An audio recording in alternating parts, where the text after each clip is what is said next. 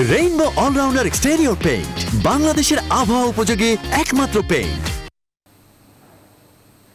স্বাগত নিউজ 24 সকাল 9টার বিরতিহীন সংবাদে আপনাদের সাথে আছে আমি তাবাসসুম আহমেদ। দেখছিলেন শিরোনাম, এবার চলে যাচ্ছে পুরো সংবাদে। বাংলাদেশে 4 ধাপে বিতরণ করা হবে কোভিড-19 টিকা। এরই মধ্যে প্রস্তুতিও নিতে শুরু করেছে স্বাস্থ্য অধিদপ্তর সংশ্লিষ্ট জাতীয় কমিটি। দেশের মোট জনসংখ্যার অন্তত 80% মানুষকে দেওয়া হবে টিকা। বাকি 20%-এর হার্ড ইমিউনিটির কারণে টিকা দেওয়ার প্রয়োজন পড়বে না বলে জানিয়েছে স্বাস্থ্য অধিদপ্তর। এছাড়াও অনলাইনে টিকা নেওয়ার জন্য আবেদন করার প্রক্রিয়াও শুরু করেছে A2I। কোভিড-19 ভ্যাকসিনের আদ্যপান্ত জানাচ্ছেন রিশাদ হাসান। বিশ্বব্যাপী কোভিড-19 বয়স এখন 1 বছর। এরই মধ্যে বিশ্ব প্রবেশ করেছে করোনার ভ্যাকসিন যুগে।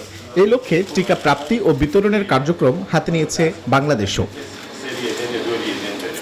বিশ্ব স্বাস্থ্য সংস্থা ও সংশ্লিষ্টদের অ্যালায়েন্স নিয়ে গঠিত কোভ্যাক্সের সাথে চুক্তি অনুসারে বাংলাদেশ 2021 সালের মধ্যে কোভিড-19 টিকা পাবে 6 কোটি ডোজ।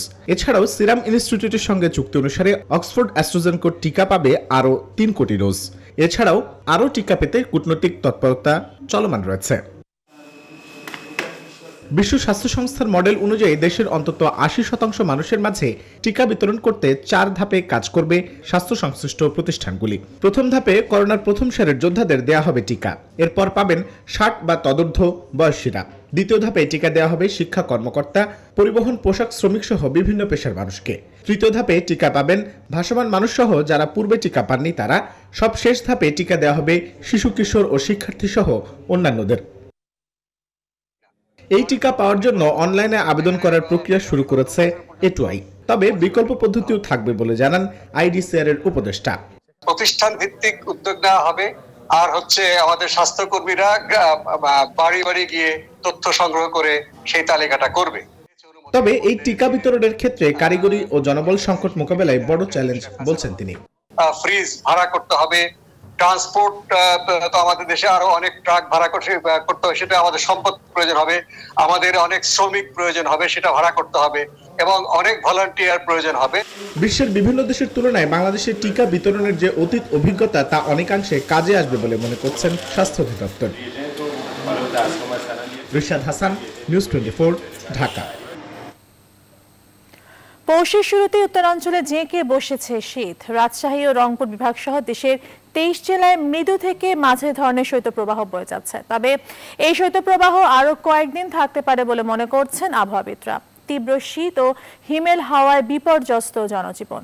রোববার দেশের সর্বনিম্ন তাপমাত্রা রেকর্ড করা হয়েছে পঞ্চগড়ের তেঁতুলিয়া ও কুড়িগ্রামের রাজারহাটে 7 ডিগ্রি সেলসিয়াস। প্রতিনিধিদের পাঠানো তথ্যচিত্রে দেখুন ডেস্ক রিপোর্ট। পঞ্চগড়ে বয়ে যাচ্ছে মাঝারি শৈত্যপ্রবাহ। কয়েকদিন ধরে এখানে তাপমাত্রা কমতে শুরু করেছে। রোববার দেশের সর্বনিম্ন তাপমাত্রা তেঁতুলিয়ায় রেকর্ড করা হয়েছে 7 ডিগ্রি সেলসিয়াস। তীব্র শীত ও হিমেল হাওয়ায় বিপর্যস্ত এখানকার জনজীবন। আমরা খুব গরিব মানুষ, আমরা এখনো সাহায্য পাইনি, কোনো কম্বল পাইনি। নদীর ধারের বাড়ি, আমার খোঁজ খবর দেয় না, শীতের কাপড় নাই। হাসপাতালগুলোতেও বাড়ছে শীতজনিত রোগীর সংখ্যা। তবে ঠান্ডাজনিত রোগে সবচেয়ে বেশি আক্রান্ত হচ্ছে বয়স্ক ও শিশুরা। কুড়িগ্রামে চলছে মাঝারি শৈত্যপ্রবাহ। কনকনে ঠান্ডা আর হিমেল হাওয়ায় স্থবির হয়ে পড়েছে চরাঞ্চল ও নদী তীরবর্তী এলাকার মানুষের স্বাভাবিক জীবনযাত্রা। মনে করো 200-100 রুজি করলেই ঠান্ডার কোনটা থাকা যায় না। প্রচন্ড শীত এবং ঠান্ডার কারণে মরিচের টাল নষ্ট হইতেছে। শনিবার থেকেই রাজশাহীর উপর দিয়ে মৃদু শৈত্যপ্রবাহ বয়ে যাচ্ছে। রোববারও তা অব্যাহত রয়েছে। এখানে রোববার সর্বনিম্ন তাপমাত্রা রেকর্ড করা হয়েছে 10.4 ডিগ্রি সেলসিয়াস। শনিবার ছিল 8 ডিগ্রি সেলসিয়াস। একই চিত্র দিনাজপুরেও। প্রচন্ড ঠান্ডার সঙ্গে পাল্লা দিয়ে বইছে কনকনে হিমেল হাওয়া। এই শীতে বেশি বিপাকে পড়েছে খেটে খাওয়া শ্রমজীবী মানুষ। ঠান্ডা খুব বাড়িয়ে দিয়েছে, কুয়াশা, এই যে হাত পা মোটামুটি বদশা হচ্ছে। আজকের শীত বেশি, তারপর কুয়াশা খুব। তবে মৃদু থেকে মাঝারি শৈত্যপ্রবাহ আরও 2 থেকে 3 দিন স্থায়ী হতে পারে বলে জানিয়েছেন আবহাওয়াবিদরা। চলতি ডিসেম্বরের শেষের দিকে আরও একটি মৃদু থেকে মাঝারি ধরনের শৈত্যপ্রবাহ বিরাজ করতে পারে। রংপুরের শৈত্যপ্রবাহে স্থবির হয়ে পড়েছে এখানকার জনজীবন। শীতের সঙ্গে পাল্লা দিয়ে এখানকার হাসপাতালগুলোতে বেড়েছে নিউমোনিয়া, ডায়রিয়া সহ শীতজনিত রোগীর সংখ্যা। Desk report, news 24। দর্শক, শৈত্যপ্রবাহের খবর জানাতে পঞ্চগড় ও দিনাজপুর থেকে সরাসরি যুক্ত হচ্ছেন সহকর্মী সরকার হায়দার এবং ফখরুল ইসলাম পলাশ। আমরা শুরুতেই চলে যাব পঞ্চগড়ে, যুক্ত হচ্ছেন সরকার হায়দার। হায়দার, একেবারে উত্তরের জেলা পঞ্চগড়, শীতের প্রকোপ সেখানে কেমন, আবহাওয়া অফিস কি বলছে, ছাড়া ছিন্নমূল মানুষ যারা আছেন তাদের কতটুকু বিপর্যস্ত অবস্থা?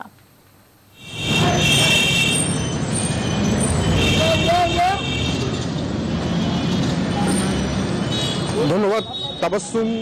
আপনারা জানেন যে পঞ্চগড় হচ্ছে হিমালয়ের একেবারেই কাছের একটি জেলা এবং প্রান্তিক জেলা। এই জেলায় প্রতি বছরই একটি শীতের যে প্রবাহ সেটি তীব্রতর থাকে। এবারেও একই অবস্থা। এবারেও এখানে সর্বনিম্ন গত কয়েকদিন থেকে এখানে সর্বনিম্ন তাপমাত্রা রেকর্ড করা হয়েছে। আজকেও সকাল 6টায় আমরা পেয়েছি, তেঁতুলিয়া আবহাওয়া অফিস যেটা জানিয়েছে যে 8.2 থাকলেও এখন কিন্তু সকাল 9টার দিকে এটা আরও কমে গেছে, এখানে 7.5 ডিগ্রি সেলসিয়াসে নেমে গেছে। এখন একটু রোদের দেখা মিললেও, সূর্য উঠলেও আসলে শীত কিন্তু কমেনি, শীতের প্রভাবটা এগিয়ে আছে। উত্তরের যে হিমালয়ান হিমবায়ু, এই হিমবায়ুটা কিন্তু প্রবাহিত হতেই আছে এবং এই হিমবায়ুর প্রভাবে ঠান্ডার তীব্রতাটা অনেক বেড়েছে। এখানকার যে জনজীবন সেটি মোটামুটি এখন অস্থির অবস্থার সৃষ্টি হয়েছে এবং যারা ছিন্নমূল এবং খেটে খাওয়া মানুষ তাদের অবস্থা কিন্তু খুবই আশঙ্কাজনক। তারা অনেকেই বলছেন যে তারা ঠিকমতো কাজ করতে পারছে না এবং সকাল 11টা পর্যন্ত কুয়াশাচ্ছন্ন থাকছে এই জেলা, ফলে সময় মতো তারা ঠিক কাজে যেতে পারছে না। বিশেষ করে যারা পাথর শ্রমিক এবং চা শ্রমিক তারা ঠিকঠাক সময় মতো কাজে যেতে পারছে না, ফলে তারা কিন্তু একটু সংকটে আছে। তাবাসসুম, এই ছিল আমার কাছে সর্বশেষ তথ্য পঞ্চগড় থেকে। হায়দার, আপনাকে অসংখ্য ধন্যবাদ। দর্শক, আমাদের সাথে পঞ্চগড় থেকে যুক্ত হয়েছিলেন সহকর্মী হায়দার সরকার। আমরা এবার চলে যেতে চাই একটু দিনাজপুর থেকে যুক্ত হচ্ছেন সহকর্মী ফখরুল ইসলাম পলাশ। পলাশ, দিনাজপুরে তাপমাত্রা কেমন দেখছেন? এছাড়া ওখানে যারা সাধারণ মানুষ রয়েছেন তাদের উপর শীতের তীব্রতার কতটুকু প্রভাব পড়েছে? তাবাসসুম, আপনাকে শুরুতেই অনেক শুভ সকাল জানাচ্ছি। আর সেই সাথে জানিয়ে রাখি যে দিনাজপুরে আজকের তাপমাত্রা কিছুটা বৃদ্ধি পেয়েছে। দিনাজপুরে 10.5 ডিগ্রি সেলসিয়াস, যেটা কিনা সকাল 6টার রিপোর্ট।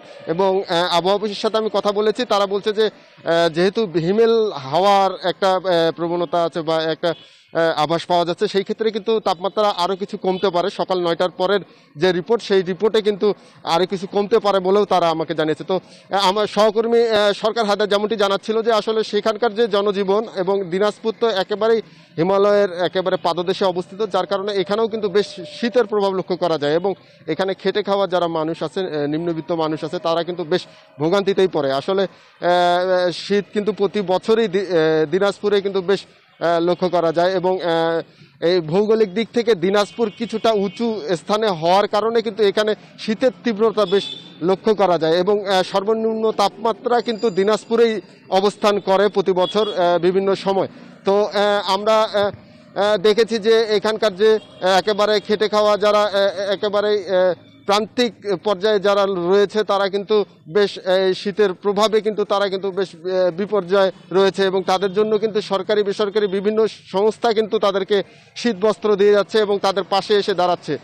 আরেকটি তথ্য আপনাকে জানিয়ে দেই যে কৃষি অফিসের সাথে আমি কথা বলেছি, তারা বলছে যে শীতের কারণে যেই সব ক্ষয়ক্ষতি হয় সেই কৃষি জমিতে, সেই সব পরামর্শ কিন্তু তারা দিয়ে যাচ্ছে, যাতে করে তারা আগামীতে বড় সিজনে যাতে ভালো ফসল তারা পায় এবং ফসল তারা নিতে পারে, সেই ব্যাপারেও কিন্তু তাদের পরামর্শ দিয়ে যাচ্ছে। তো দিনাজপুর থেকে এই ছিল আমার কাছে শীত নিয়ে সর্বশেষ। ফিরে যাচ্ছি আপনার কাছে তাবাসসুম। পলাশ, আপনাকে অসংখ্য ধন্যবাদ। দর্শক, শৈত্যপ্রবাহের খবর জানাতে পঞ্চগড় এবং দিনাজপুর থেকে যুক্ত হয়েছিলেন আমাদের সহকর্মী সরকার হায়দার এবং ফখরুল ইসলাম পলাশ। আবারও কোভিড-19 প্রসঙ্গ। ইউরোপে আরও দ্রুত ছড়িয়ে পড়ছে করোনা ভাইরাসের নতুন রূপ। সংক্রমণ ঠেকাতে ব্রিটেনে ভ্রমণ নিষেধাজ্ঞা জারি করেছে ইউরোপের দেশগুলো। যুক্তরাজ্যে করোনা ভাইরাস নতুন ধরন নিয়ন্ত্রণের বাইরে বলে সতর্ক করে দিয়েছেন দেশটির স্বাস্থ্যমন্ত্রী। সংক্রমণ বেড়ে যাওয়ায় বিধিনিষেধ কঠোর হচ্ছে সিডনিতেও। আগামী এক সপ্তাহের জন্য সকল আন্তর্জাতিক ফ্লাইট বাতিল ঘোষণা করেছে সৌদি আরব। এদিকে সারা বিশ্বে মোট আক্রান্তের সংখ্যা ছাড়িয়েছে 7,71,00,000 আর মোট মৃত্যু হয়েছে প্রায় 17 লাখ মানুষের। মাসুদ রানা জানাচ্ছেন বিস্তারিত। লন্ডন এবং এর আশেপাশের অঞ্চলে যে ভাইরাসটির বিস্তার ঘটছে সেটিকে গবেষকরা নিউ ভ্যারিয়েন্ট অর্থাৎ নতুন ধরনের ভাইরাস বলে বর্ণনা করছেন, যা অত্যন্ত দ্রুত গতিতে ছড়ায়। করোনা ভাইরাস মহামারী শুরুর পর থেকে বিশেষজ্ঞরা সতর্ক করে দিয়েছিলেন অন্য যে কোনো ভাইরাসের মতো করোনা ভাইরাস মিউটেশনের মাধ্যমে পরিবর্তন হতে পারে। লন্ডন এবং আশেপাশের অঞ্চলে ভাইরাসটি পরিবর্তিত রূপ বলে জানাচ্ছেন বিশেষজ্ঞরা। ব্রিটিশ স্বাস্থ্যমন্ত্রীও স্বীকার করেছেন সংক্রমণ এখন নিয়ন্ত্রণের বাইরে। ভাইরাসটি ছড়িয়ে পড়ার পর এখন অনেক দেশ ব্রিটেনের সাথে ভ্রমণ নিষেধাজ্ঞা জারি করছে। নেদারল্যান্ডস, বেলজিয়াম, জার্মানি, ইতালি সহ ইউরোপীয় বিভিন্ন দেশ এরই মধ্যে ব্রিটেনের সঙ্গে ফ্লাইট চলাচল বন্ধ করে দিয়েছে। বিশ্ব স্বাস্থ্য সংস্থা বলছে এই নতুন বৈশিষ্ট্যের করোনা ভাইরাস আরও কয়েকটি দেশও শনাক্ত হয়েছে। এ নিয়ে তারা ব্রিটিশ সরকারের সঙ্গে নিবিড়ভাবে যোগাযোগ করছে। অস্ট্রেলিয়া সিডনিতে সংক্রমণ বেড়ে যাওয়ায় নতুন বিধিনিষেধ আরোপ করেছে কর্তৃপক্ষ, যার আওতায় বাসাবাড়িতে 10 জনের বেশি এবং অতিথি সেবা কেন্দ্রগুলোতে 300 জনের বেশি সমাবেশ নিষিদ্ধ করা হয়েছে। বিশ্বের কয়েকটি দেশে নতুন করে করোনা ভাইরাস ছড়িয়ে পড়তে শুরু করায় আগামী কয়েক সপ্তাহের জন্য সকল আন্তর্জাতিক ফ্লাইট বাতিল ঘোষণা করেছে সৌদি আরব। এদিকে যুক্তরাষ্ট্রে গেল 24 ঘন্টায় প্রাণ হারিয়েছে 1414 জন। এছাড়াও ভারতে মোট সংক্রমণ 1,56,000 ছাড়িয়েছে। এছাড়াও বিশ্বে একদিনে প্রাণ হারিয়েছে প্রায় 8,000 মানুষ। মাসুদ রানা, নিউজ 24। গতি বাড়লেও বাড়েনি নিরাপত্তা। যত্রতত্র অরক্ষিত অবৈধ ক্রসিংয়ে বাড়ছে রেল দুর্ঘটনা, ঝরছে প্রাণ। রেলের সীমাবদ্ধতা মানলেও নিরুপায় মন্ত্রী দুষছেন মানুষের অসচেতনতাকে, দিচ্ছেন পরিস্থিতি পরিবর্তনের আশ্বাসও। কিন্তু মানধাত্তা আমলের রেল ব্যবস্থাপনায় দুর্ঘটনা এড়ানো সম্ভব নয়। প্রয়োজন রেল পরিচালনায় আধুনিক প্রযুক্তির ব্যবহার আর দক্ষ জনবল, এমনটাই বলছেন বিশেষজ্ঞরা। সজল দাসের প্রতিবেদন। আসছে ট্রেন, নামছে ব্যারিকেড, বাধা পেরিয়ে রাস্তা জয় করার চেষ্টাও বেড়েছে কয়েক গুণ। জানেন ঝুঁকিপূর্ণ, কিন্তু মানেন না। আমরা সিগন্যাল দেই, বাসি ফু দেই, তাছে ফ্ল্যাগ মারি, তারা সিগন্যাল মারে না। আমাদের তাড়া আছে, আমরা ট্রেনের আগে যাব। ঝুঁকিপূর্ণ, সম্পূর্ণ ঝুঁকিপূর্ণ। অনেকে মনে করেন বুঝে না, রেল লাইনে দাঁড়ায় থাকে। ট্রেন এসেছে, বারবার নামাইতেছে, মানুষ এভাবে সিগন্যাল মানে না। রেল লাইনে দাঁড়িয়েই যাত্রী তোলার প্রতিযোগিতা কিংবা ব্যারিকেড পেরিয়ে ঝুঁকিপূর্ণ পারাপার, শত দুর্ঘটনায়ও থামেনি এই চিত্র। বেড়েছে রেলের গতি, কিন্তু সেই সাথে বেড়েছে দুর্ঘটনাও, বাড়ছে প্রাণহানি রেল দুর্ঘটনায়।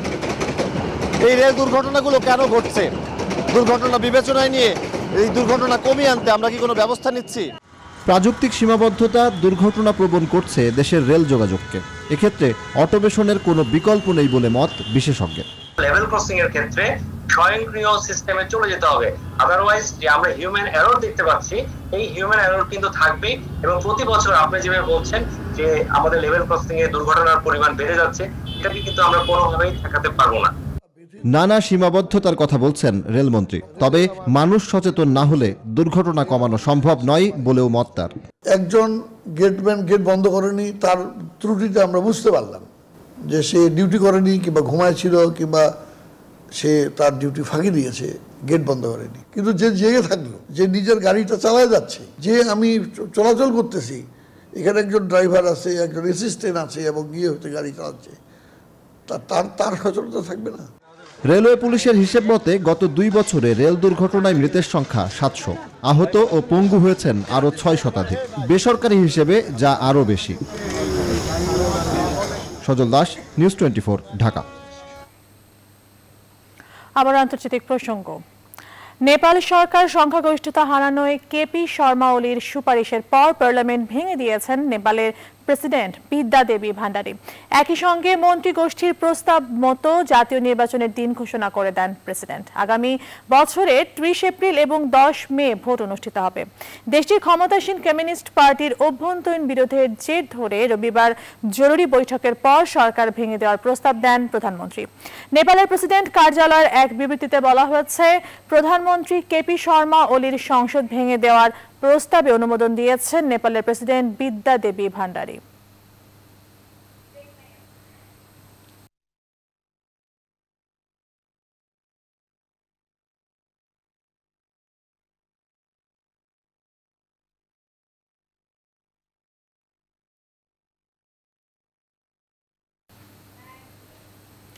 প্রবল শীতে কাঁপছে দিল্লি সহ উত্তর ভারত। তাপমাত্রা নেমেছে 3 ডিগ্রির নিচে। চলতি মৌসুমে এখনো পর্যন্ত সবচেয়ে কম তাপমাত্রা দেখা গেছে দেশটিতে। শৈত্যপ্রবাহ জারি রয়েছে রাজস্থান, পাঞ্জাব, উত্তরপ্রদেশ সহ একাধিক রাজ্যে। আর তুষার ঝড়ে নিউইয়র্ক সহ বেশ কয়েকটি অঙ্গরাজ্যের বড়দিনের উৎসবে ধরেছে ফিকে রং। এদিকে ফিজিতে সাইক্লোন ইয়াসার তাণ্ডবে 4 জনের মৃত্যু হয়েছে। করোনা ভাইরাসের সাথে কনকনে ঠান্ডায় বিপর্যস্ত দিল্লির জনজীবন। কয়েকদিন থেকেই তাপমাত্রা কমতে থাকলেও রোববার দিল্লিতে তাপমাত্রা নেমে আসে 3.4 ডিগ্রিতে। শনিবার ছিল 4.9।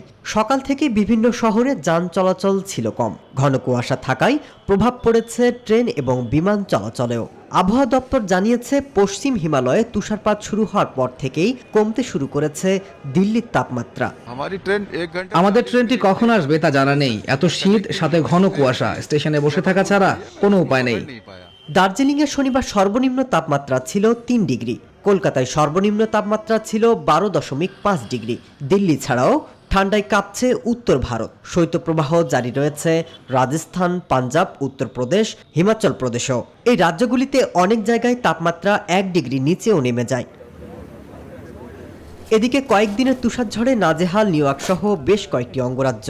যুক্তরাষ্ট্রে বড়দিনকে সামনে রেখে এ সময় সাধারণত কেনাকাটায় ব্যস্ত থাকেন মার্কিনীরা। ঘর বাড়িতে থাকতো রঙিন আলোর সাজ। তবে এবার যেন ব্যস্ত হয়ে উঠেছে তুষারঝড়ের স্তূপ সরানোর কাজে। বড়দিনের উৎসব যেন সাদা বরফে ঢাকা। আমি জানি না সবকিছু কবে ঠিক হবে, তবে আমি চাই বড়দিনের আগে যেন সব ধুয়ে মুছে যায়। এদিকে ফিজিতে সাইক্লোন ইয়াসার তাণ্ডবের পর ক্ষয়ক্ষতির সাথে পাল্লা দিয়ে বাড়ছে হতাহতের সংখ্যা। মাসুদ রানা, নিউজ 24।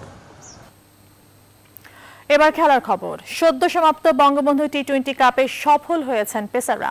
বিসিবির পরিকল্পনা আর মাঠে ক্রিকেটারদের তা বাস্তবায়ন মনোবল বাড়িয়েছে ক্রিকেটারদের, এমনটাই মনে করছেন বরিশালের পেসার কামরুল ইসলাম রাব্বি। এদিকে ব্যক্তিগত প্রত্যাশা পূরণ না হলেও টুর্নামেন্ট থেকে শেখার অনেক জায়গাও খুঁজে পেয়েছেন জাতীয় দলের আরেক তারকা তাসকিন আহমেদ।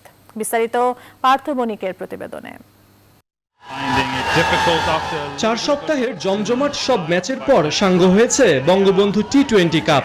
করোনাকে পাশ কাটিয়ে ক্রিকেট ময়দান জয় করার পর সময় এবার ঘরে ফেরার। তবে কথায় আছে, সময়ে বয়ে যায়, রয়ে যায় স্মৃতি। সেই স্মৃতি হাতড়িয়ে এখন অনেক ক্রিকেটারই মেলাচ্ছেন প্রত্যাশা আর প্রাপ্তির হিসেব। এই যেমন বরিশালের পেসার কামরুল ইসলাম রাব্বি।